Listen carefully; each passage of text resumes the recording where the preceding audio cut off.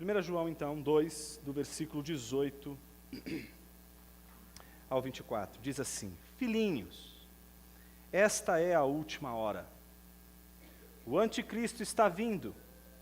Já muitos anticristos se têm levantado conforme ouvistes. Por isso sabemos que é a última hora. Eles saíram dentre nós, mas não eram dos nossos. Pois se fossem dos nossos, teriam permanecido conosco. Mas todos eles saíram, para que se manifestasse que não são dos nossos. Ora, vós tendes a unção da parte do Santo, e todos tendes conhecimento. Eu vos escrevi, não porque não conheceis a verdade, mas porque a conheceis, e porque nenhuma mentira procede da verdade. Quem é o mentiroso, senão aquele que nega que Jesus é o Cristo? Esse mesmo é o anticristo, esse que nega o Pai e o Filho. Todo que nega o Filho também tem o Pai. Aquele que o confessa não tem o Pai. Aquele que confessa o Filho também tem o Pai. Portanto, permaneça em vós o que desde o princípio ouvistes. Se em vós permanecer o que ouvistes, desde o princípio também permanecereis no Filho e no Pai. Capítulo 4, do versículo 1 ao 6. Amados, não acrediteis em qualquer espírito, mas avaliai se os espíritos vêm de Deus. Porque muitos falsos profetas têm saído pelo mundo. Assim conheceis o Espírito de Deus. Todo espírito que confessa que Jesus veio em corpo ou em carne é de Deus. E todo espírito que não confessa Jesus não é de Deus, mas é o espírito do anticristo, a respeito do qual tendes ouvido que havia de vir, e agora já está no mundo. Filhinhos, vós sois de Deus, e já tendes vencido os falsos profetas. Pois aquele que está em vós é maior do que aquele que está no mundo. Eles são do mundo, por isso falam como quem é do mundo, e o mundo os ouve. Nós somos de Deus. Quem conhece a Deus nos ouve. Quem não é de Deus não nos ouve. É assim que conhecemos o espírito da verdade e o espírito do erro. Oremos. Senhor Deus, mais uma vez clamamos pelo Teu Espírito Santo que interceda por nós nessa hora, iluminando nossa mente para entendermos o que o Senhor quer nos dizer através de Tua Santa Palavra. Que sejamos confrontados e, ao mesmo tempo, acolhidos pela Tua maravilhosa graça. Que sejamos transformados pelo poder da Tua Palavra e que ela, somente ela, produza os frutos entre nós hoje aqui. Assim oramos, em nome de Jesus, Teu Filho. Amém. Vocês já assistiram aquele filme do Quentin Tarantino, Bastardos Inglórios? Assistiram? É um filme muito interessante, eu gosto muito desse filme.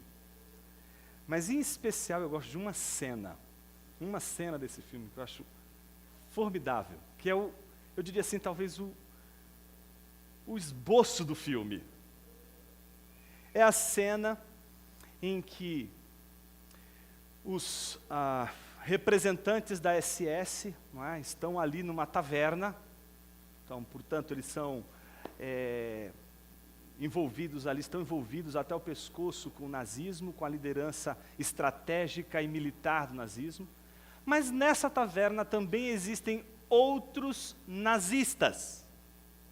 Na verdade, são aliados, não é? Um deles é um inglês, por sinal, que é o que nos interessa, disfarçado de nazista. E eles falam muito bem o alemão, conversam, dialogam, trocam figurinhas, jogam, tem um jogo lá de filmes para descobrir os personagens, e aquela coisa toda, e a conversa vai e volta, aquela discussão toda, e até um determinado momento em que o inglês vai pedir 3 cervejas. Ele diz, 3 Bier, bitte. Quando ele faz assim e não assim, o alemão olhou e falou assim, hã? Ele faz exatamente assim, olha, 3, com esse dedo assim. Só que assim, só quem faz somos nós, americanos também fazem assim, mas alemães não contam assim, não é mesmo, Christian? Eles não contam assim, olha, primeiro, segundo, terceiro, alemães contam assim, olha, 1, 2, 3, 1, 2, 3. Então quando ele pede, 3 Bier bitte, e ele não faz com os 3 dedinhos assim, mas com os 3 dedos assim, ele acaba se denunciando. Ele acaba sendo reconhecido. E aí a Segunda Guerra Mundial começa exatamente naquele momento. Sabe por que as coisas são assim? Porque a gente pode usar máscaras. Mas há dados da nossa identidade que eles sempre vão escapar. Porque eles fazem parte da nossa natureza. É aquilo pelo que somos reconhecidos.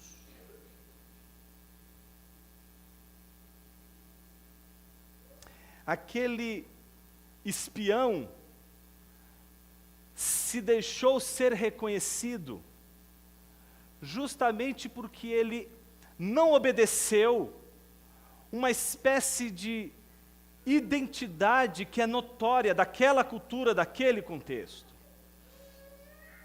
Eu diria aos irmãos que o problema da primeira epístola de João é exatamente esse. O problema que envolve o reconhecimento daqueles que são cristãos. Como os cristãos se reconhecem num mundo como o nosso, que é um mundo anticristão, que um dia foi cristão, que agora é um mundo, eu diria, anticristão, e que nos impõe, dia a dia, desafios 1000, porque vivemos com os não cristãos, convivemos com pessoas que não partilham da nossa fé, vestimos roupas tais como eles vestem roupas, vestimos roupas semelhantes, visitamos os mesmos restaurantes, nutrimos das mesmas instituições públicas, assistimos aulas em universidades que são as mesmas, compartilhamos diversos espaços públicos, estamos envolvidos com eles o tempo todo, mas o que será que nos distingue?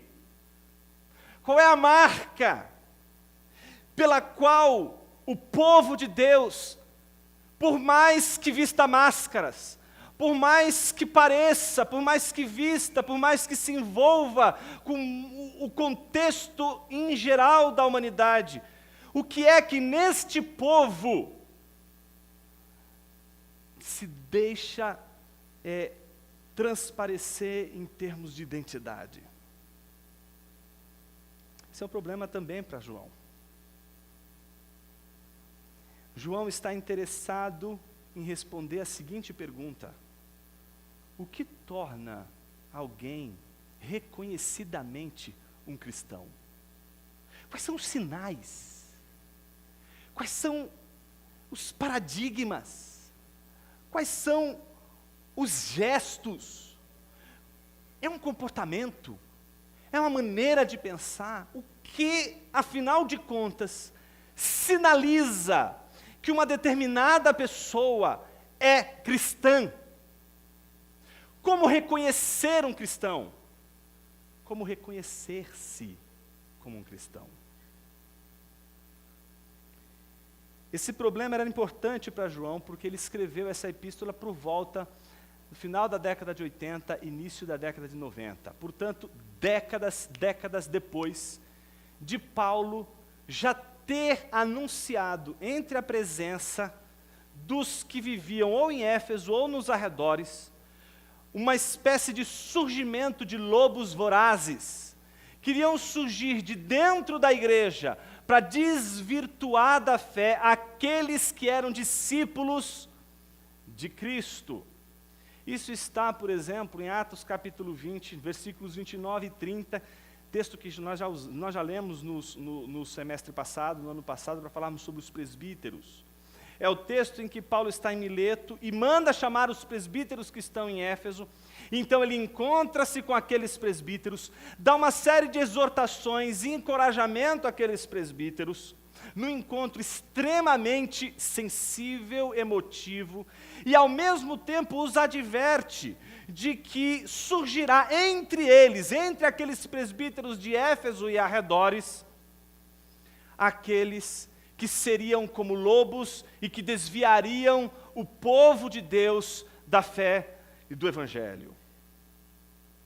Não bastasse Atos 20, versículos 29 e 30, temos a própria epístola, a segunda epístola de Timóteo, que é uma epístola que Paulo escreve para encorajar Timóteo, naquele que seria o seu último gesto, não é? E o seu último texto, aquilo que o Stott chama de o canto do cisne de Paulo, dali ele vai morrer.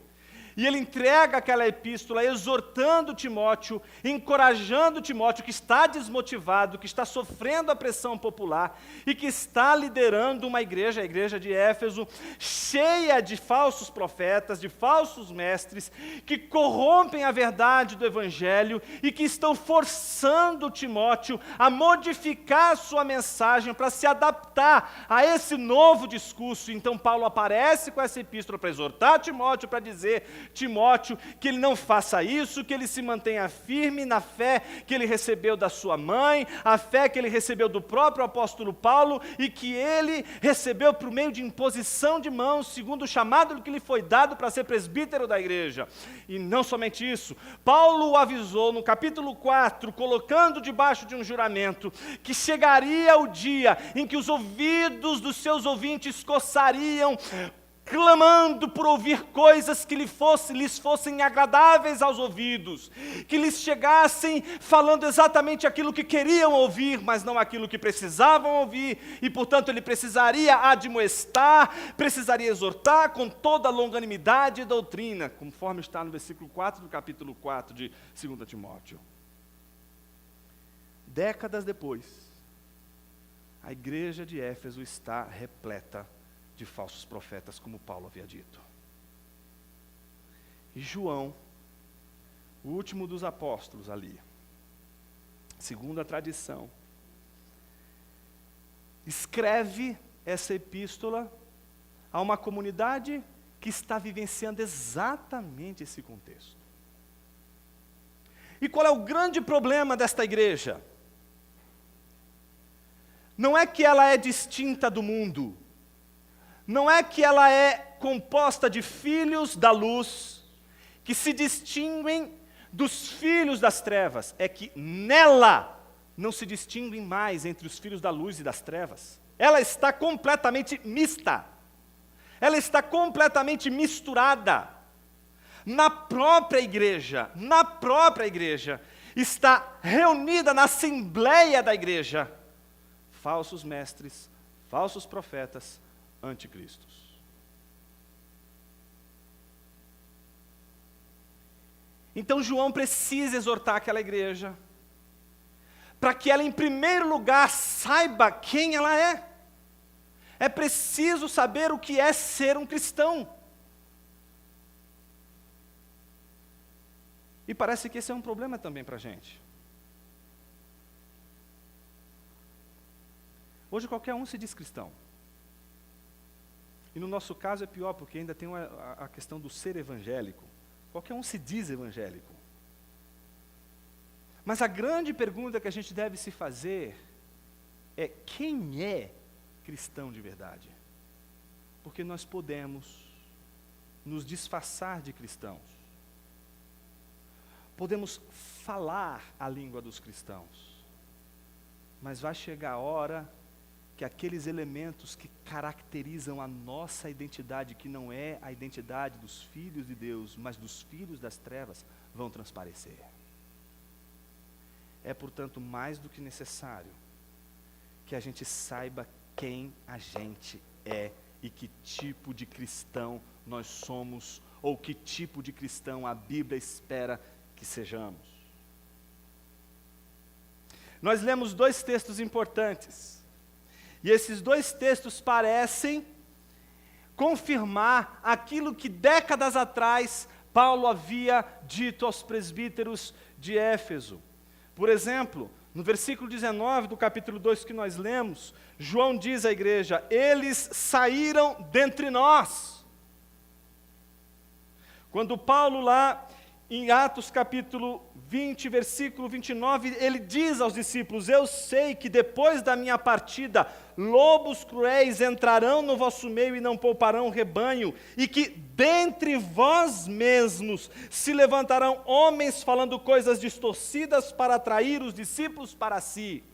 Aquilo que Paulo outrora havia dito décadas atrás, agora se cumpre.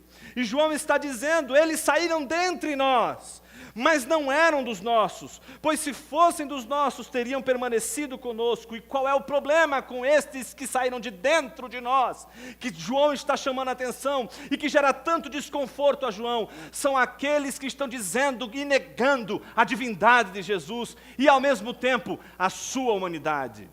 São aqueles que não conseguem dizer que Jesus é Deus, não conseguem professar que Jesus é Deus, não conseguem confessar que Jesus é o Filho de Deus, como está dito no versículo de 21 em diante. Eu vos escrevi não porque não conheceis a verdade, mas porque a conheceis e porque nenhuma mentira procede da verdade. Quem é o mentiroso, senão aquele que nega que Jesus é o Cristo, o Filho de Deus? Todo que nega o Filho também não tem o Pai. Aquele que confessa o Filho também tem o Pai. Então são falsos mestres que negam a divindade de Jesus, que não confessam a divindade de Jesus. Mas por outro lado, como vimos no capítulo 4, versículo 1 em diante, eles não acreditam que Jesus veio em carne, não acreditam que Jesus foi um homem como qualquer um de nós, mas pelo contrário, entendiam ser Jesus uma espécie de fantasma, uma espécie de poder, uma espécie de energia, a qual se pode buscar, obter nessa energia, nessa força, aquilo que se pretende para a vida. Qual era o problema da igreja de João? É que nessa igreja havia uma idolatria muito sutil. Uma idolatria que se conclui pela pregação de um falso Cristo. Um falso Cristo é um ídolo. É uma ilusão. Um Cristo que não é aquele que os apóstolos testemunharam. Um Cristo que é elaborado, pensado de acordo com esses falsos mestres. Meus irmãos, o maior desafio da igreja hoje é encarar o Jesus da Bíblia e não o Jesus que concebemos a partir de nossas experiências. Por isso a nossa evangelização, ela é tão ordinária, no sentido negativo da palavra. Porque ela é o anúncio das nossas experiências pessoais com Cristo. Cristo não te convidou, e a palavra de Deus não te convidou para você falar das suas experiências com Jesus. A Bíblia nos convida a falar de Jesus, não da sua experiência pessoal, individual com Cristo. Não é a sua experiência pessoal que vai salvar alguém. Não é a sua experiência que você conta de conversão, o meio que Deus vai usar para salvar alguém. Deus vai salvar alguém quando você abrir a sua boca e pregar sobre Jesus, e falar sobre Jesus, porque é sobre Jesus o nosso discurso e não sobre nós. Nós falamos das nossas experiências porque Jesus é um poder, e não porque Ele é Deus. Porque às vezes acreditamos que Jesus é essa força que vai nos ajudar a vencer aquele coração incrédulo do nosso patrão e nos dar um aumento de salário. Jesus é aquela força que vai dar aquele empurrãozinho para você que não estudou muito bem no vestibular, e por causa de um pontinho você não está entrando, então Jesus dá uma força aí. É o Jesus que vai aparecer nas horas em que a sua casa estiver pegando fogo, como uma espécie de bombeiro para apagar o incêndio que a sua casa se encontra. E Jesus pode apagar esse incêndio. Jesus pode abrir portas para você. Jesus pode fazer milagres extraordinários. Mas se tudo que você souber de Jesus for isso, como você é miserável, meu irmão. Como você é miserável, minha irmã. Se o teu Jesus é apenas uma espécie de caixa eletrônico que você enfia o cartão de crédito ou o cartão que é a sua oração para que você, dizendo em nome de Jesus, você possa sacar dali a bênção que vem dos céus, Você é digno de compaixão, meu irmão, porque você ainda não encontrou o verdadeiro Evangelho de Cristo Jesus. Você precisa ouvir o Evangelho mais uma vez e descobrir que Jesus é mais do que uma experiência pessoal. Jesus é a revelação do Filho de Deus. Jonas, o que isso tudo significa? Significa que se você acreditar de maneira equivocada sobre Jesus, você não é cristão. Jonas, mas é possível eu não ser, eu só não sou cristão porque eu não entendi quem é Jesus. É isso que eu estou dizendo. Se você não sabe quem é Jesus, você não é cristão. Você pode, que é o pior cristão que existe, se fazer passar por esse estereótipo de cristão, né? Que é o estereótipo do ser evangélico, né? Que, diga-se de passagem, é terrível. Né? Você pode falar como evangélico, Deus te livre dessa situação. Você pode se comportar como tal, usar os mesmos jargões, ter a mesma mentalidade tacanha sobre Deus, falar com uma linguagem que você fala assim, uau, esse deve ser crente de longa data. Você vai ver, o cara não tem nem um ano de igreja. Mas é que é um negócio miserável, é uma assimilação de um discurso que, olha, mas nem o nazismo consegue um negócio desse. Porque é uma coisa que faz com que você acredite que se mudar o discurso, mudar o jeito de vestir, mudar o jeito de falar, imitar, colocar a Bíblia debaixo do braço, tudo isso vai te tornar um cristão. Meu irmão, a única coisa que vai te tornar um cristão é entender o Evangelho de Cristo Jesus. E é sobre isso que a gente vai falar hoje. Existem sinais, para você fazer uma análise sobre o seu cristianismo, sobre o tipo de cristianismo que você tem vivido. E João, para exortar essa igreja, apresenta pelo menos 3 sinais. Hoje estou bem batista. 3 sinais, 3 pontinhos. 3 sinais, 3 provas que atestam a identidade de um cristão, de quem é um cristão. Trata-se do sinal doutrinário, do sinal ético e do sinal estético. O sinal doutrinário diz respeito ao conhecimento da verdade. O sinal ético diz respeito à prática da verdade.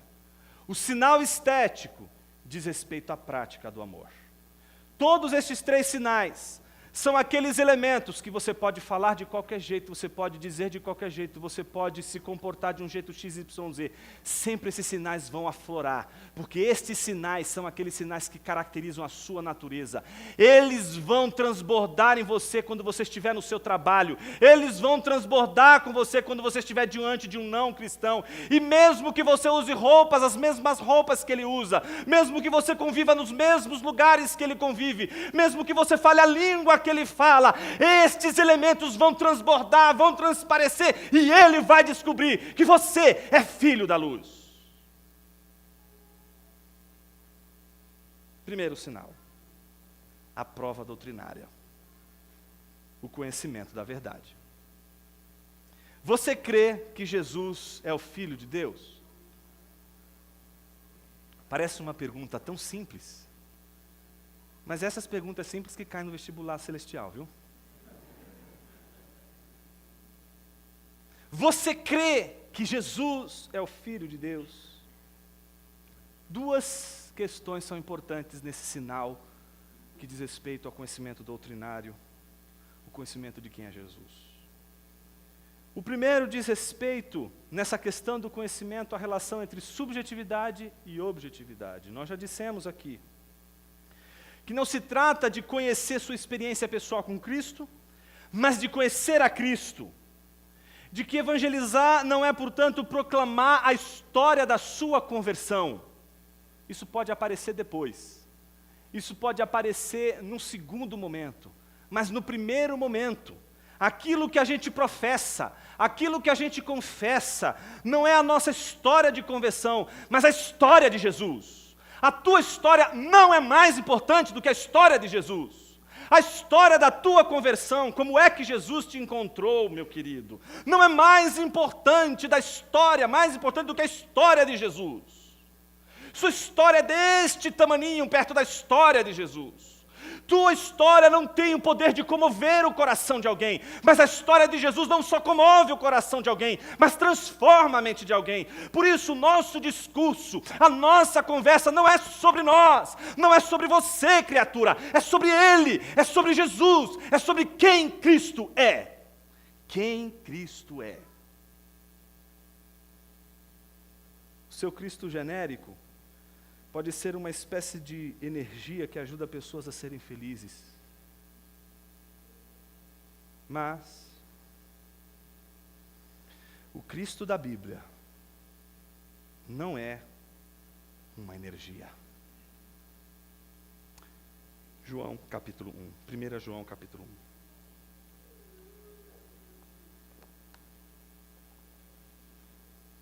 Veja como João abre a epístola. A partir do versículo 1. O que era desde o princípio, o que ouvimos, o que vimos com os nossos olhos, o que contemplamos e nossas mãos apalparam, a respeito do verbo da vida. Pois a vida foi manifestada, nós a vimos, damos testemunho dela e vos anunciamos a vida eterna que estava com o Pai e a nós foi manifesta. Sim, o que vimos e ouvimos, isso vos anunciamos. João não está anunciando a sua experiência pessoal. João não está falando de si mesmo. João está anunciando aquilo que os seus olhos viram, aquilo que suas mãos tocaram, aquilo que os seus ouvidos ouviram. Jesus não é uma ideia, Jesus não é um conceito, Jesus é uma pessoa histórica, passou entre nós. Ponto final. Isso nos leva ao segundo aspecto importante. Por exemplo, não só Jesus é real, não só Jesus é uma pessoa que passou entre nós,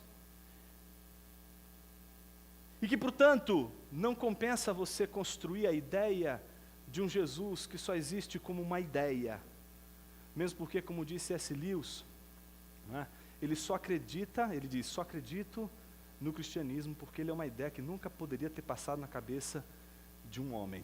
Eu diria, nem de um brasileiro. Não somos criativos o suficiente para criarmos a história de redenção. Criação, queda e redenção não é meramente uma cosmovisão, meu irmão. Não é só uma ideia. Veja, eu não estou dizendo para você que o mundo está aqui, o mundo é isto aqui, e existem várias pessoas com várias perspectivas religiosas. Um ateu, outro marxista, outro existencialista, outro budista, outro kardecista, e um que é cristão. E aí cada um tem a sua perspectiva do mundo. Não, eu estou dizendo para você que o mundo é bíblico. O mundo não é neutro. O mundo não é uma coisa que não é nenhuma nem outra. O mundo é a Bíblia e reflete a palavra de Deus. É exatamente porque há uma adequação entre a realidade do mundo e aquilo que Deus discursa, a sua palavra, que podemos acreditar na sua palavra. Não estamos acreditando numa história bacana, estamos acreditando em algo real, que é expresso por palavras, mas é algo real. Jesus precisa ser real, real não apenas como um homem que passou entre nós, mas real como o homem que passando entre nós, como homem morreu e ressuscitou e está à destra de Deus Pai, reinando sobre toda a criação. Isso nos leva ao segundo aspecto ainda dessa prova doutrinária, desse sinal doutrinário, que é o capítulo 5, lá no finalzinho.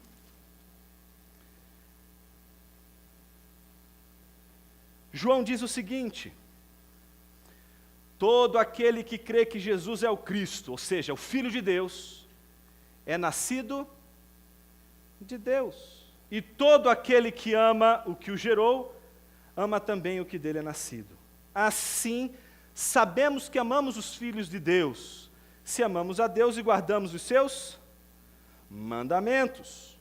Porque o amor de Deus está nisso, em guardarmos seus mandamentos, e seus mandamentos não são um peso. Pois todo o que é nascido de Deus vence o mundo, e esta é a vitória que vence o mundo, a nossa fé. Quem vence o mundo, senão aquele que crê que Jesus é o Filho de Deus. Quem vence o mundo? Aquele que crê que Jesus é o Filho de Deus.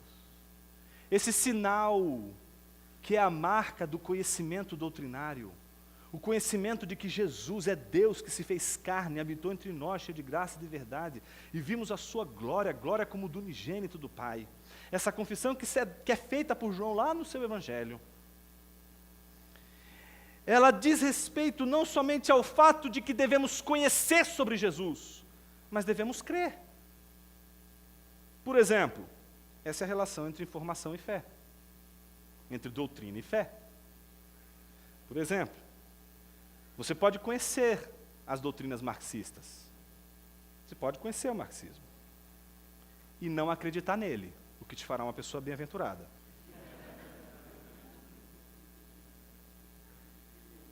Mas coisa bem diferente de conhecer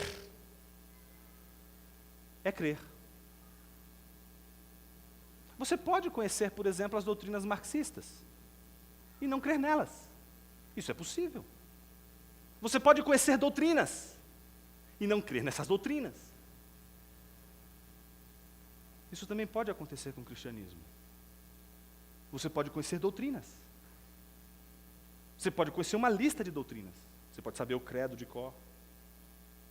Você pode saber e ter informações doutrinárias sobre quem é Jesus. Pode articular a lógica que envolve os problemas acerca da Trindade. Você pode escrever um livro resolvendo o problema do mal em 30 páginas. Você pode criar inúmeros problemas, inúmeras questões para aprofundar uma doutrina e mesmo assim não crer no Evangelho de Cristo Jesus. Conhecer não é crer, mas o crer envolve conhecer. Você pode conhecer o Evangelho e não crer nele, mas eu quero chamar a tua atenção para a segunda volta. Isso não significa que quem crê não precisa conhecer, pelo contrário. Se pressupõe que aquele que crê, conheça. Pode existir pessoas que conhecem e não creem, mas todo aquele que crê no Evangelho só pode crer porque conhece o Evangelho. Se você não conhecer o Evangelho, você não pode crer no Evangelho. Portanto, é preciso conhecer o Evangelho e crer no Evangelho. Sem crer no Evangelho, por mais que você se debruce, por mais que você estude, se você não crê que Jesus é Deus e que Jesus se fez carne e morreu na cruz para nos salvar dos nossos pecados e nos levar puros a Deus, nos promovendo a redenção, se você não acreditar, se você não crer nas palavras de Jesus, nosso conhecimento, o seu conhecimento não te salvará. O cristianismo não é gnosticismo. O gnosticismo é a doutrina que ensina que se você conhecer, mesmo que você não creia, você será salvo. Não é? Quer saber o que é um gnóstico de hoje? Olha para os nossos liberais. O liberal é um gnóstico contemporâneo. Você não precisa crer. Você não precisa nem crer que Deus existe. Você só precisa falar bonito. Você só precisa de uma igreja, porque liberal não planta igreja. Liberal não está nem aí com igreja. Ele destrói seminários, destrói a igreja, é isso que ele faz. Ele parasita, é um parasita. O gnosticismo sempre foi um parasita. Quando você estuda, faz um estudo do fenômeno do gnosticismo na história do cristianismo nascente, a primeira coisa que você descobre é que o cristianismo não foi a primeira vítima do gnosticismo. O gnosticismo se encontra também em várias correntes, até egípcias. Até egípcias. Ninguém sabe a origem do gnosticismo, mas todo mundo sabe que o gnosticismo precisa de um hóspede. Ele precisa ocupar alguma coisa, ele não pode partir do nada, ele não pode ele mesmo construir, ele precisa se nutrir de algo. E se existe algo nos nossos dias que coloca em risco a igreja, não são os ateus. Nós ficamos desesperados com os ateus. Meus irmãos, nunca o ateísmo foi uma ameaça para o cristianismo. Nunca foi. Nunca foi. Primeiro porque os argumentos do ateísmo são argumentos frágeis. O ateísmo nunca foi um problema sério para a igreja. O problema sério da igreja são os cristãos que assimilaram o falso Cristo e que não têm comprometimento com o Evangelho, e os seus falsos mestres, que dentro da igreja provocam imaginários, provocam novos cristos, criam novas imagens de Cristo, fazem Cristo de todas as formas. Para você ter ideia, para não achar que eu sou louco, achar que eu estou falando de coisa que não entendo com palavra difícil, um dos teólogos importantes aí do mundo contemporâneo é um cara chamado Paul Tillich. Paul Tillich. Foi orientador do Adorno, foi orientador do Martin Luther King Jr., foi orientador do Rollo May, foi orientador do Mircea Eliade, foi orientador de quem mais? Uma bancada de gente aí que ensina, Max Scheler, um monte de gente importante aí na história da filosofia, da teologia, da psicologia aí contemporânea. Ele dizia o seguinte: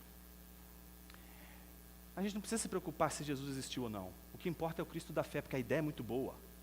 É da ideia que a gente precisa. Contam as más línguas que um dia, isso é uma piada, tá, gente? Vou avisando logo antes. Conta essa história de que um dia descobriram o corpo de Cristo. Daqui a pouco vai ter gente dizendo que eu estou dizendo que o corpo de Cristo foi encontrado. Não foi. Mas enfim, disseram que descobriram onde estava o corpo de Cristo. E aí contaram para o Papa. O Papa ficou, e agora? Como é que vai ser esse negócio? Não, manda lá, manda o povo esconder o corpo. Ninguém pode descobrir, senão a igreja vai falir. A mesma notícia chegou para o Billy Graham. Billy Graham ficou desesperado. Ele soltou o nó na gravata e disse: não, pelo amor de Deus, se descobrir o corpo de Cristo é em vão a nossa fé. Pronto, ele pulou de um prédio e se matou. Aí estava lá o Paul Tillich no escritório dele e chegou a mesma notícia. Tillich, você não sabe da última. Descobriram o corpo de Cristo. Ele, não é que ele existiu mesmo.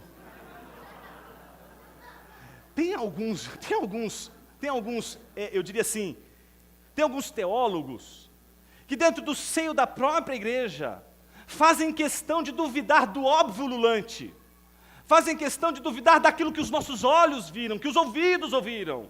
O que o João estava falando lá na década de 80, início da década de 90, meu irmão, eu estou querendo dizer para você que serve para a gente hoje.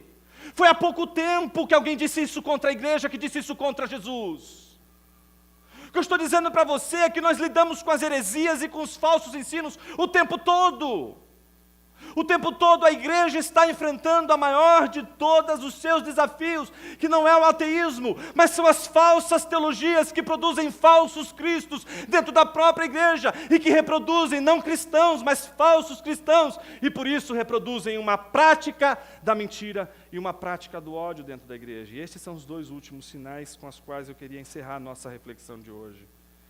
O segundo sinal, quando a gente lê o versículo 5 do capítulo 1, a gente descobre o seguinte: a mensagem que dele ouvimos e vos anunciamos é esta: Deus é luz. Luz tem a ver com entendimento, luz tem a ver com conhecimento. E nele não há treva alguma. Se dissermos que temos comunhão com ele e andarmos nas trevas, mentimos e não praticamos a verdade. Mas se andarmos na luz, assim como Ele está na luz, temos comunhão uns com os outros, e o sangue de Jesus, seu Filho, nos purifica de todo o pecado.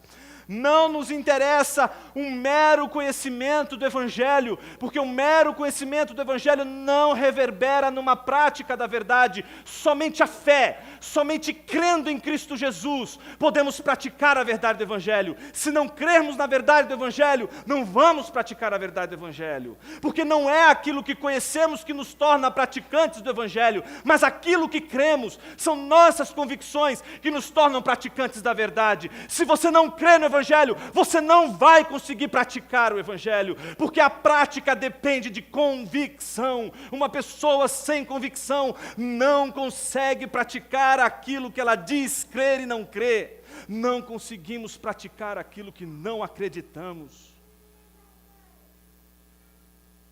Eu ia brincar, é mais ou menos como torcer pelo Palmeiras, né? Mas está difícil a situação. Porque a gente pode acreditar em algo, Mas se a gente não tem convicção naquele time, se a gente não tem convicção naquilo que a gente observa, simplesmente a gente não consegue sustentar a nossa fé. Talvez a falta de crença, talvez a falta de reconhecimento da realidade, da necessidade de crer em Jesus Cristo, explique o porquê não conseguimos praticar a verdade. Talvez não praticamos não porque não entendemos, entendemos bem, como o próprio João vai dizer, vocês conhecem bem o que eu estou dizendo. Porque o problema talvez não seja meramente conhecer, mas seja crer. Eu me dirijo a você que conhece o Evangelho, mas que ainda não crê nele. E porque não acredita no Evangelho, não consegue se doar, não consegue acreditar que se você der o outro lado da face, você estará fazendo a melhor escolha da sua vida. Se a gente não crê no Evangelho, a gente não consegue viver o Evangelho. Por isso não basta conhecer, é preciso crer, e esse é o segundo sinal. O terceiro e último sinal é o sinal do amor. A estética não é só sobre o belo, é sobre como a gente apreende o belo, como a gente sente, obrigado Roberto, como a gente sente, como a gente apreende a beleza, como a gente apreende a verdade, como a gente é afetado por ela. O amor,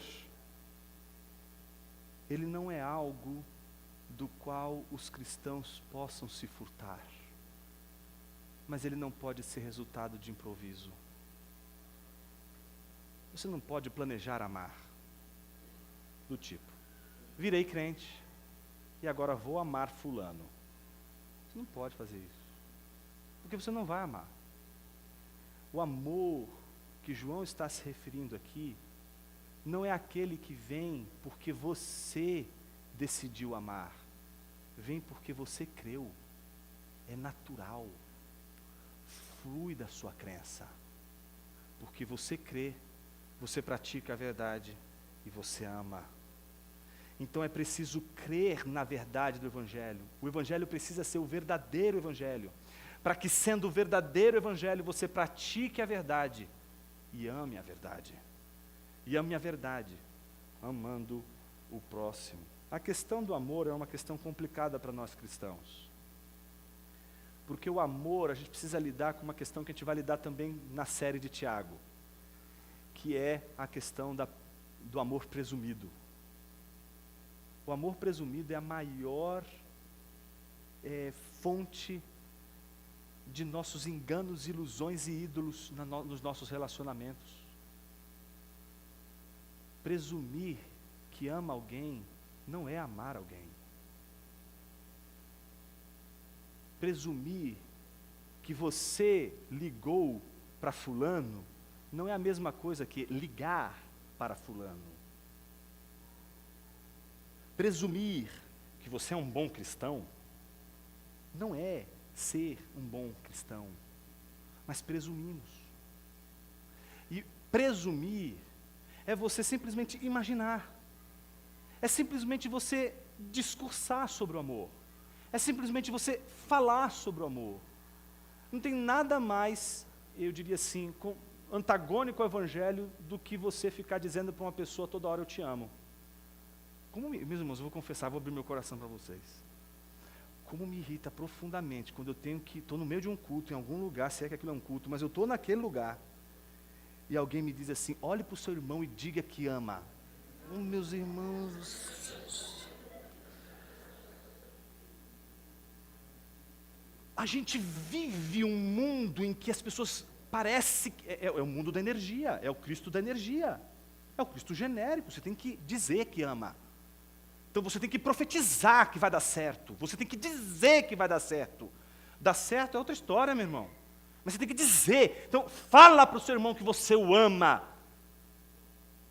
Ô seu miserável, aprenda o que eu vou te dizer agora, para você nunca mais esquecer na sua vida. Jesus nunca te disse te amo. Me mostre um só texto na Bíblia em que Jesus diga, eu te amo, homem. Nenhum texto da Bíblia você vai encontrar. Mas nenhum de nós aqui vai poder negar que os atos de Jesus, principalmente o maior e mais extraordinário ato de Jesus, foi um grito, eu te amo. Suas palavras não servem para nada, se elas só forem para presumir um amor que você não tem. Não adianta presumir o amor pelo cônjuge se você não ama o cônjuge. Não adianta presumir que você cuida de um filho se você não cuida de um filho.